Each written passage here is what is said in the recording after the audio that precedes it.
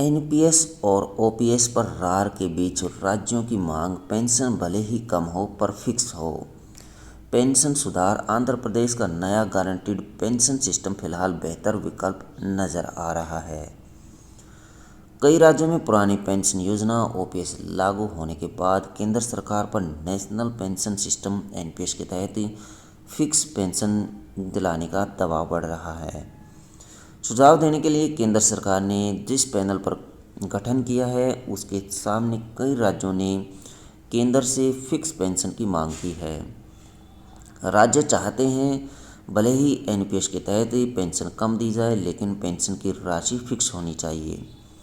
कुछ राज्यों ने न्यूनतम वेतन स्तर से जुड़ी सुनिश्चित पेंशन की मांग की है। उनका कहना है कि एनपीएस में न्यूनतम वेतन पेंशन अंतिम आहरित वेतन का 50% नहीं, बल्कि प्रवेश स्तर के लिए वेतन का 50% होना चाहिए।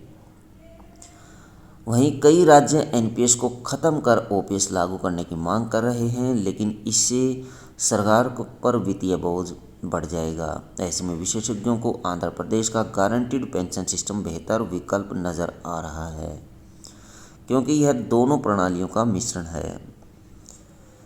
इसलिए बढ़ रही है ओपीएस की मांग।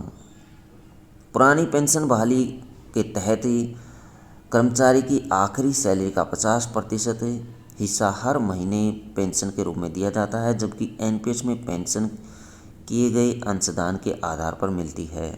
एनपीएस में अंतिम महीने की सैलरी का अधिकतम 35% से 40% ही पेंशन मिलता है। वह भी निश्चित नहीं है, क्योंकि शेयर बाजार में उतार चढ़ाव पेंशन राशि पर असर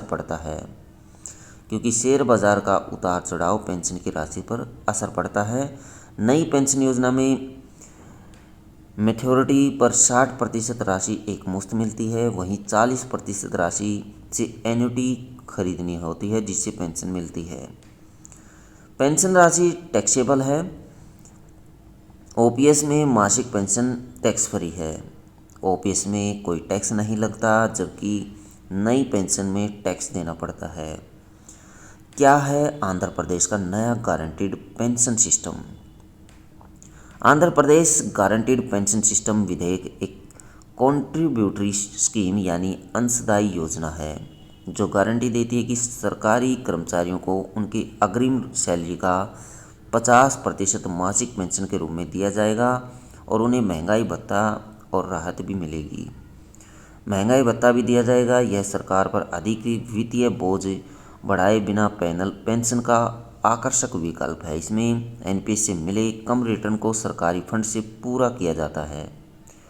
अभी एनपीएस से पेंशन कर्मचारी के अग्रिम वेतन का लगभग 40% मिल रहा है, इसलिए सरकार को केवल शेष राशि यानी 10% ही अपने फंड देना होगा। ओपीएस पर सरकार का खर्च 50% पेंशन मिलती है ओपीएस में अंतिम महीने के वेतन का।